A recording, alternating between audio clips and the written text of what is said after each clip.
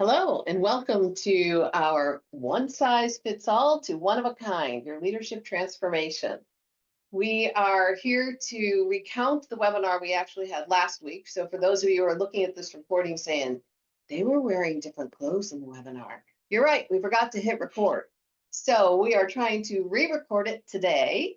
And we actually were able to even document the questions that were asked of us last week. So we think we can catch it all for you. As a reminder, we usually go 30 to 40 minutes in these, depending on the number of questions. Last week it was 40 minutes. We may be more succinct today, who knows? And even if you can't attend the session, you'll receive a recording, hence our need to record it. Anything else I forgot? No, it went over very well for those who had attended. We're anxious or excited rather to get it recorded and to share it to a larger audience. So to that end, let me begin sharing my screen here, and we can talk a little bit about what leadership transformation is all about. I love the title because from one size fits all to one of a kind, your leadership transformation. Most of you know I'm a recovering HR person. And back in the old days when I'd have to send people for leadership training, it was you sent them to the leadership training. There was one available, whatever was going on in your marketplace. It was like on tour, or you could send somebody to one of those enormous universities for a week or two, but that was it. Everybody got the same training. Oh, I went for leadership training. Oh, me too. And which, you might have been which instructor you had, but other than that, it was all the same.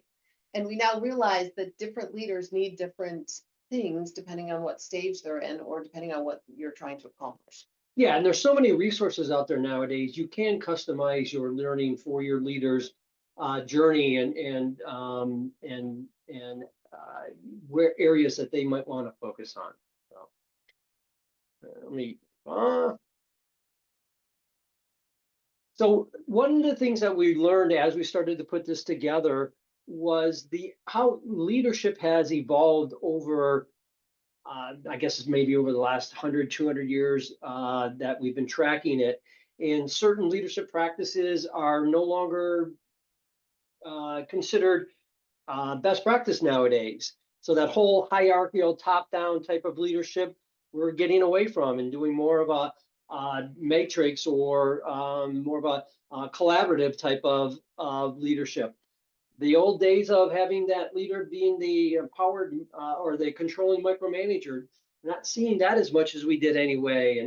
And there's a much more collaborative communication between direct reports and their leaders, and a more adaptive, agile type of leadership approach that we're seeing today. Hence the need for more leadership or continued leadership development. The world is changing very rapidly between technology, work from home, new generations in the workplace, AI. All of this you could have been a great leader 8 years ago, but those leadership practices today are obsolete. So that whole staying sharp on your leadership skills is becoming more and more important today, more than ever. Yeah, I was just talking with one of our brand new team members earlier about leadership, and he was saying, gone are the days where direct reports were simply cogs in a wheel, and if one didn't work, you threw it out and got another one, and they were just interchangeable, and they were just seen as widgets, basically. And that's not the case anymore. We need to value each person who comes into work as a very unique individual and leverage that individuality. And we can now with so much more technology and understanding of human behavior to maximize that.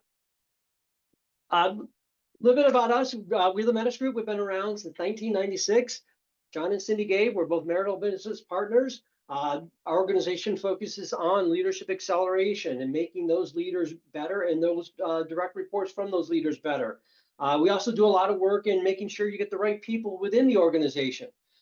So getting the right people in and getting them on the right seat is the old Jim Collins approach to talent, and that is sort of the foundation of what we do in accelerating the performance of the team members along the way.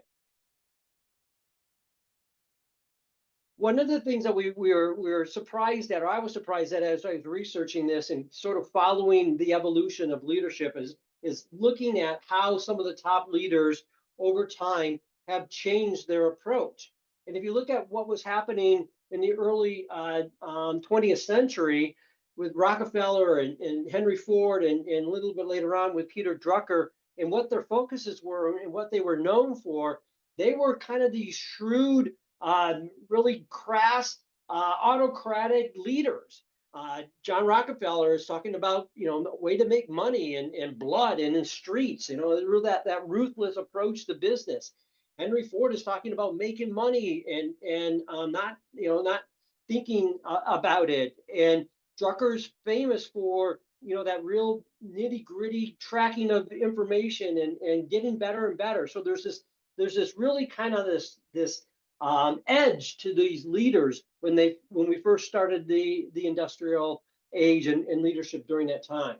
It's funny. I was thinking about stories my grandmother told me about my grandfather coming over as an Italian immigrant and working in the garment district in New York City. And we lived in New Jersey, and he would commute into the city, and he would work 12 to 14-hour days.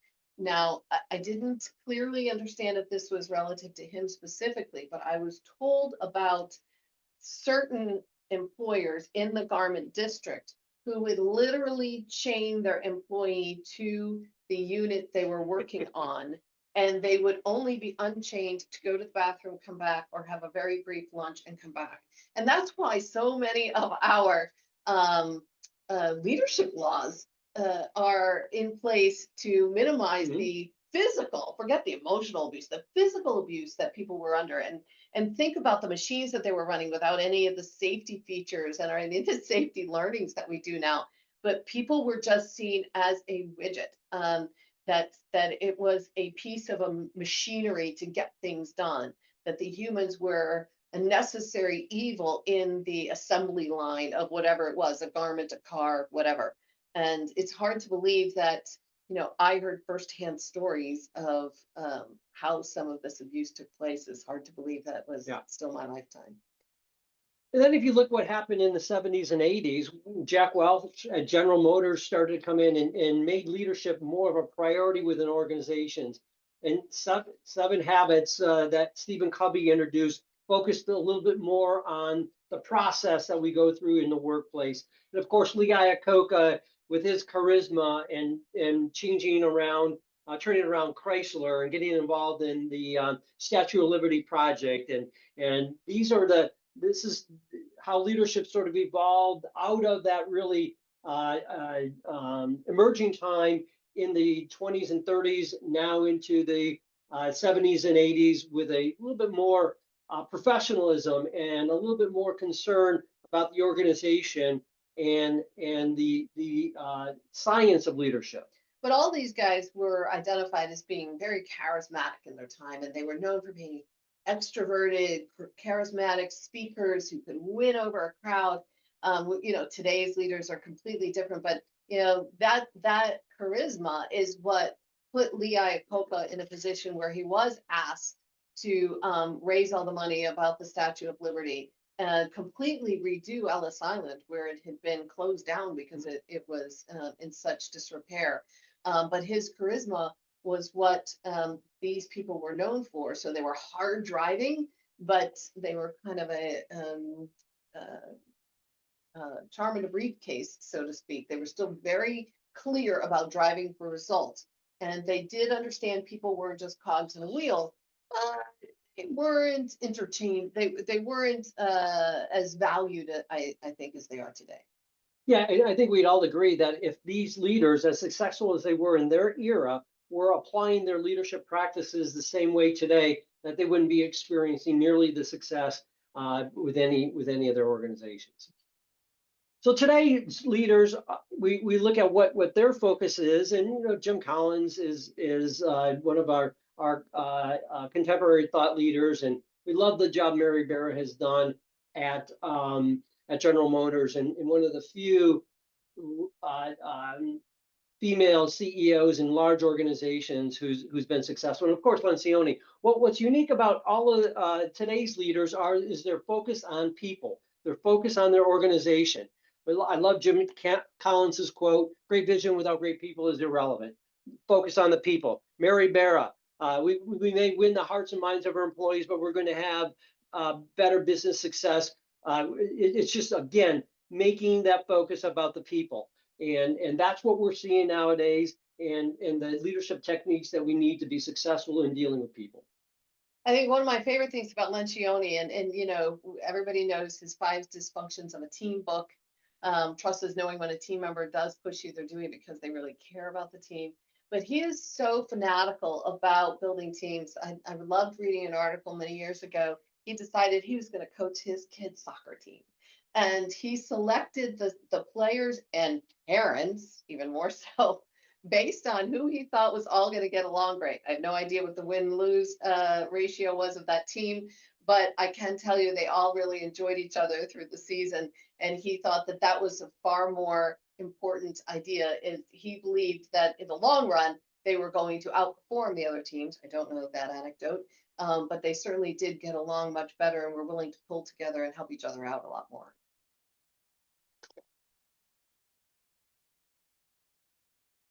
So the whole idea is that leadership is evolving, so we want to understand what is going on today and what do we want to focus on in today's world. And we need to have that adaptive, agile approach. What's going to be the next COVID? What's AI going to bring? It's going to require that our leaders understand their talent and be able to bob and weave as the world of technology changes. Work from home is not going away. AI is not going away. What's going to be important is how is our leadership going to be able to adapt with these new things, and how can our leaders continue to grow and develop and create those partnerships to leverage what's happening today. Yeah, I mean, you think about, I remember when AI came out with ChatGPT, hit in November of that year. And by December, I distinctly remember seeing a job posting for a prompt engineer. So that they realized within a month, some leader realized if we're going to get ahead of this, we need a prompt engineer. So some of you may be a little more reluctant about AI. I understand that. But whether it's leveraging it or protecting yourself from it, you can't pretend that AI is not here. And who knows what that's going to mean, a couple of years from now, because in just what, 2, 3 years, when it first came out, well, it hasn't even been 3 years, maybe 2.5, it has just rocked our worlds. And so, when you think back 5 years ago on how awful some of those bots were on somebody's website, and now we can do so much more. So there are, whether you see them as opportunities or things you want to protect yourself from, ignoring it isn't going to happen. And you have to keep your own mental saw sharp if you're going to stay ahead and understand how to leverage the talent that you have. One of my favorite classes I took in master class was a leadership class from Coach K, Mike Krzyzewski, and he was talking about how he, as a leader of teams for 47 years, had to make an adjustment every year with a new group of players and coaches and captains, and how over the years he had to learn new lingo. He had to learn new social styles. He had to learn, what new music these kids were listening to every week. He had to be agile and adaptive to what was happening year after year after year, and he was continually successful as a result of that. I just think imagine 47 years ago starting your leadership journey and having to reinvent your leadership style almost every year, depending on what group of generations you were working with at the time. I just think it's so admirable to use that as a case study. Yeah, and of course, as a dyed-in-the-wool Spartan, it brought to mind concepts that I had about Tom Izzo, who actually started his coaching career in '77. So Coach K and Tom Izzo have been known to be peers and to help each other out and stuff. But I just heard a press conference last fall with Coach Izzo, and it was interesting because you could tell that his guard was down. It wasn't the normal big press conference. It might have just been some of the Michigan State journalists in the room, and he had let his hair down, and people were asking him about how difficult it is. He said, it's completely different coaching people now versus years ago. So again, he started in 77. He was an assistant coach at State in 83 and then became head coach in 1995. But he said in the old days, it meant something that you had coach on your name tag when you walked in. He said, it doesn't matter anymore. He said, you walk in the fall and they don't care that you're coach. It's what are you doing for me? And he said, you have to spend as a coach most of the first part of the year earning the right to coach them, earning their trust, earning their confidence that you are going to do what's best for them as an individual as well as the team, and to figure out how to really leverage that moving forward. But you don't start in the same position as a leader. And I think the same is true for us today. In the old days when we were first learning, you were dependent on your boss to share information with you, to teach you how to do something, to maybe sign the check to send you to that one, leadership class. And now John can take a master class on a Delta airline. He can, we can access podcasts. We can get whichever leaders we want. We can sit in through iTunes Use, if they even still have it, and sit in on Stanford classes. You can get whatever, you're not reliant on your boss to bring you up. And I think that also leverages a lot of what we're doing differently with our employees and our direct reports. So the whole idea is to stay current as the new groups of workers come into the workforce. And as a result of that, what we're seeing in many of today's leadership practices is a shift in focus from making the leader better, making them more productive, versus giving the leader skills to make their team more productive. And we did a little analysis, and we looked at what an ROI would be if we got a 10% productivity improvement on a $100,000 leader versus a 10% productivity improvement on all of their direct reports who are making an average $75,000. And it struck us that the ROI is almost 3 times greater when the focus is on the direct reports versus the leader. And so the idea is to teach our leaders how to get more out of their team to make the organization that much stronger for the dollars that we're investing in the development. So that's where we see the difference between development and acceleration. Leadership development is making the leader better. It's more about classroom, think MBA type of training when it comes to leadership development. It's also around the learning personal skills, how to read a P&L, how to time block, maybe how to give a PowerPoint presentation or build a PowerPoint. Those types of things could make a leader more independently productive. But yeah, whereas focusing on the direct reports requires a little bit more time and application.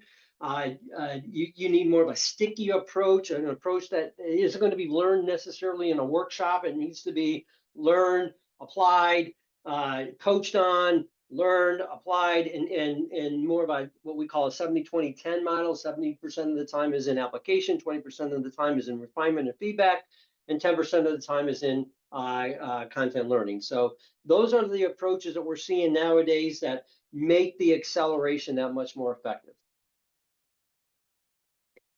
So when it comes down to the different types of learning, how does an organization know where to go? We've got a wealth of content that's available nowadays, a lot of different avenues that we can go. We can focus on tactical leadership, which again is that MBA type of stuff. It's reading financial statements, running better meetings, managing your time better, understanding laws and compliance. We certainly need that in leadership training. We have foundational leadership now, which is a lot of the leadership techniques that we need to do to make our direct reports better. One-on-ones and feedback and delegation type techniques, that's in play. We've got leaders who need to work on self-discovery and personal growth. EQ in a workplace now is more important than ever before, and understanding yourself as leaders is more important. There are advanced leadership techniques or strategic type of leadership programs that are available now that leaders should be considering in their journey. Communication is always changing. Understanding human behavior, understanding motivations within your organization. The communication techniques that work well today were never even thought of 25, 30 years ago. And what worked then doesn't work now. Communication is completely changed, particularly now with remote work and hybrid and Zoom application. And then situational coaching is another type of leadership. That one-on-one coaching that is now available, and we'll talk a little bit more about. So what we're finding is organizations have a lot of choices nowadays on how to train their leaders. I also think that it's important, except for the tactical leadership stuff, which still has its place, and it's we're not saying that that isn't sometimes needed. That's not the stuff we focus on, but there's certainly a lot of benefit for a leader of learning how to time block and how to run better meetings, etc. But how to get more out of your direct reports has a longer term, that other stuff is in our minds almost permission to play. But one of the things that I see, other than the tactical leadership, in most of the other cases, they should almost all start with a self-discovery.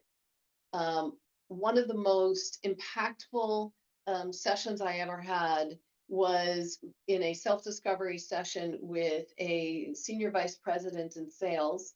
And he was getting ready to retire. I think he was going to retire at 68 and he was 65 or 66.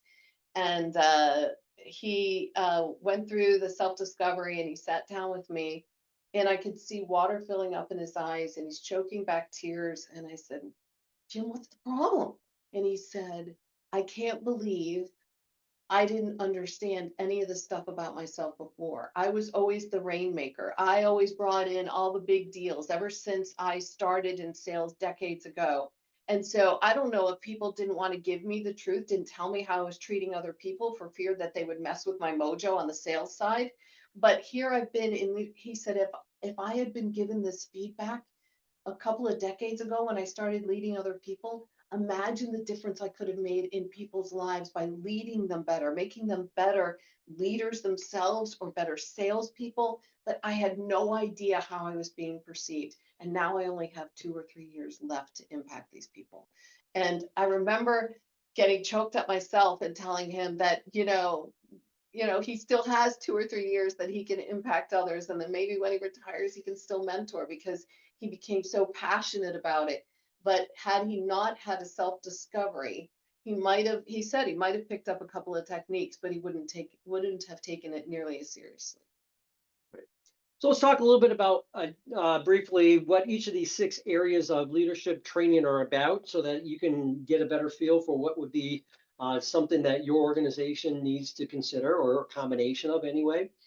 As we mentioned earlier, tactical leadership are kind of that structured type of leadership learning you'll get in what I think of in MBA type of situations. How to manage time, meetings, what finance is all about, how to read a P&L, other types of financial statements, understanding all the legal and regulatory components of workplace management and how that comes in, and that's becoming more and more complex today. Understanding governance and organizational hierarchical and structures, and how different types of entities exist. Those are more tactical type of leadership that again is really important and needs to be at some point learned. Yep. Foundational leadership is the type of leadership that leaders are doing day in and day out. It's their interactions with their direct reports. We find that this is oftentimes very sought after by emerging leaders or developing leaders. And we see senior leaders wanting to go back and learn the foundational techniques that are more applicable in today's world. So this foundational leadership takes the evolution of leadership and how it's different in today's world, and it teaches leaders how to how to delegate nowadays. The way you delegate today is a lot different than the way things were delegated 30 years ago. Feedback today is a lot different. How one-on-ones are conducted is a lot different in today's world. Doing a performance review is a lot different today than it once was. These are the types of things that foundational leadership should include, and it should be directed towards today's workplace environments. You know, it's funny, when we first started with this, it was typically for first time leaders or middle management. And eventually we convinced a couple of senior leaders to come in, like, maybe you should understand what we're teaching everybody else so you at least just don't derail them. And over time, we realized those senior leaders were saying, I never got this leadership stuff. It might be foundational, but I never got it before. This is awesome. I can be using this with them while they're using it with their direct reports. So we found that we found just as many senior leaders as first time. In fact, I think senior leaders might even be more receptive to first time leaders because first time leaders haven't failed yet. So a lot of times the senior leaders are like, oh, if I knew this, it would have been a lot easier to deal with some of these people I had in my past life. The third area of leadership focus we call self-discovery and personal growth. EQ is becoming huge in today's world. And having that self-awareness and the awareness of others and that self-regulation and being able to communicate, understanding different behaviorals and motivational motivational makeups in the workplace. That critical thinking component in today's world is really, really important. This self-discovery portion, even as the leaders have emerged. I took a self-discovery workshop recently, and I was amazed at how much my insights have changed, or my personality has changed. And it's important for leaders to understand who they are through their leadership journey through self-discovery. I think it's also important, the more you look at the things that are on this list, you realize how it's impacting the stress people feel in the workplace. With hybrid and remote working, the opportunity to interact with people, the effort put in to work with other people is very different and is causing a ton of stress in the workplace. And some of the self-discovery, the awareness alone can help with that, much less the personal growth that comes out of it. Another area of focus is what we call advanced leadership or strategic leadership approaches. This is a lot of leadership that's it's focused more on the future and strategic planning, empowering your team to do more. Other types of leadership components that are a little bit more what we think of as advanced. Now, again, you'll see new leaders still work on these, but these tend to be more focused on by experienced leaders. I think one of the keys to this piece is that it is tied specifically to the strategic plan. If you think about the what got you here won't get you there type of thing. So this doesn't take away from the accomplishments of this leader, the accomplishments of the organization and where they are right now. But when they look at their strategic plan 3 to 5 years out, that the leadership practices that must be employed to achieve those strategic goals may be somewhat different than what got us here. So if we don't align the intention of the leadership journey to the strategic goals, we can have a disconnect.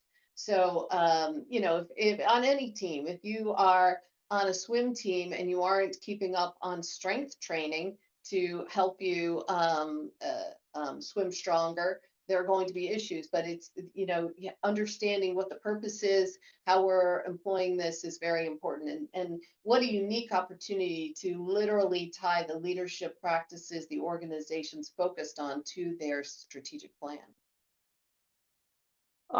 We mentioned a little bit about communication and why it's important and how it has changed nowadays. Communicating over Zoom is a heck of a lot different than communicating in person. Communicating with today's Gen Zs is a heck of a lot different than communicating with boomers.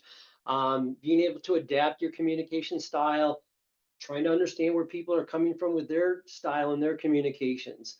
Um, it's an evolving type of leadership skill that needs to continually be worked on as one progresses in their journey. Mhm. And then the final area of leadership coaching or leadership development that we're seeing a lot of interest in nowadays is what we call the one-on-one coaching. This is much more common in Europe and in other countries than it is in the United States. Most European leaders have their own personal coach, just like many athletes today have their own personal coach. It's to help leaders with some real-time situations, more day-to-day types of challenge. Having that personalized coach can help leaders overcome some of their biases and close some of their blind spots. A lot of that one-on-one coaching nowadays for both emerging middle and senior leaders is increasing their productivity and the productivity of their teams quite a bit. But again, being intentional about what you want coached. So we focus specifically on leadership. Um, at one point, we were going to outsource all of our leadership coaching. This was 2 or 3 decades ago. And everybody we met with who were very accomplished coaches were not focused in leadership. They might have been life coaches, they might have been addiction coaches, they may have been other types of master coaches. But when we're talking about leadership coaching, it's about accelerating the performance of direct reports, no matter which of these programs it is. Um, it's important for the organization to be clear about why are you looking for coaching? What are you hoping to accomplish? If it's all done well at the end, what will it look like? And I think starting with the end in mind is critical. So where do organizations begin? And that's the challenge you have when you're considering investing in your leaders. You may have, in all likelihood, you'll have a combination of emerging leaders and growing leaders and problem leaders and senior leaders. And you might need a combination of these types of leadership paths. The key is to look at each individual leader, not necessarily your whole organization, but look at individuals and ask yourself, do they need the tactical leadership? Are they more in communications? Where does each leader fall in their need as you're determining how to direct your learning dollars? Yeah, I think if you were going to look at this list, and you made a list of the leaders that you were thinking about for leadership development and just started in a spreadsheet putting check marks on which of those that you needed, you'd see if you had many of the leaders falling into one category and it might be appropriate for a group session. You'd see if you had a couple of stragglers that you need for your own unique private um, development in those individual areas, but it'll help you figure out really where to start. But if you try to do the one size fits all, as we said at the very beginning, that's unlikely to be the perfect answer. So we wrap with our gap. We love this gap because we talk to leaders and they're so proud of the growth of their organization, and we measure an organization's success by year-over-year growth, and that's how the Inc. 5000 is determined. And we always challenge them that if you're growing your organization by a certain percentage, are you growing your team by a similar percentage? And rarely is that answer yes. And the focus needs to be on that gap that's being created between the growth of an organization and the lack of growth within the leadership. So, one of my old-time favorite jokes is the CEO says, we need to invest in our developing our team. And the CFO says, what if we develop them and they leave? And the CEO says, what if we don't develop them and they stay? And one of my favorite former CEOs, now Vistage Chair, Dave Zervos, says, if you do not have a line item on your budget for developing your team, you're not serious about it. So whatever that amount is, being cognizant of making an investment and seeing it as an investment, not an expense, is critical. Even if they are only with you for a short time before they leave and go someplace else. The fact that you did the right thing and developed them may bring you back other referral employees. That person may come back at a later time when it fits back better with your organization. So that's it. If you scan this QR code, it'll take you to our library where you can get a lot more information on a lot of these leadership approaches. We do have a couple of questions that had come in that we wanted uh, to share here.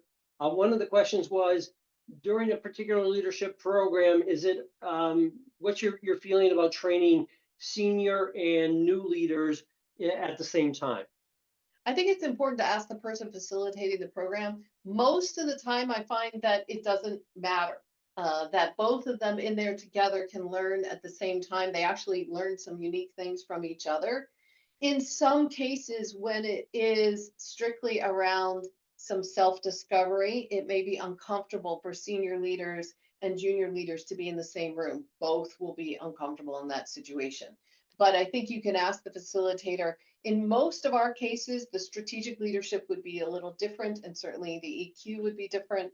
But most of ours, it actually works really well to have senior and entry-level leaders in the same space. Yeah, the shared experiences are phenomenal. Having a senior leader get different perspectives from some of the emerging leaders is phenomenal, and vice versa. Having emerging leaders be able to hear some of the experience from the senior leaders is very beneficial to their development as well. It was pretty fun, actually. A couple of weeks ago, we were working with a very large. We had 29 people up in upstate New York that we were working with, and the CEO was there, and literally a generation below him was sitting next to him. And they decided on the side to, they had this project coming up, and they decided to use the delegation model together and work through it together and lay it out. And they're like, oh, this is going to be perfect for this. And the two of them were so excited working together on it for the same purpose. Yeah. And one last question, I think we get this question almost every time here, is how much should you be budgeting on your leadership program? Well, yeah, if you're doing nothing now, anything is better. Generally speaking, I mean, you could spend $100,000 a year on a person if you wanted to. Usually, with self-discovery and things like this, it may be anywhere from, $2,500 to $7,000 a head. Figure out what you want to accomplish, and then shop it. See what you really want to think. What you think you're getting for the value. So don't just look at the cost. Remember, if it's an investment, see what you think you're going to get for that value. Our leadership program, our leaders generally are investing anywhere from $3,000 to $5,000 for any one of the workshops. But the bottom line is, as Cindy mentioned earlier, you got to have a line item on your budget for leadership development, or you're not taking it serious. And that number can be a function of the top line. It could be a function of the bottom line. It could be X times the number of employees, whatever math you want to use to determine that number. Just the fact that it's there indicates that you're serious about it. There was one other question that came up at the end of the webinar that I remembered, and that was, who does this work for? Who does it not work for? None of our stuff anyway works as a performance improvement plan. If you're ready to say, look, you're their last chance of saving their job, you already know what to do. This isn't going to save them, and you're not going to be happy with your ROI. It's different. We have heard people like, this is a really productive person. We just need to take the edge off a little bit. Okay, so maybe it's EQ. Or I just don't think they understand the fundamental. They don't understand the impact that they're having. That's fine. But if you are talking about somebody who this is the last straw, they're on everybody's last nerve and they're pushing everybody's buttons, you already know the answer. Do not waste your time, money, and effort. So that's all. We're looking to have another leadership webinar in the next month or so. We'll keep everyone posted on what that's going to look like. And this recording will be sent out soon. And if any of you are involved in EO, we will be at NERV as sponsors, and we'll be having a breakout session there. So it'll be on leadership. Keep an eye out for us. Thanks.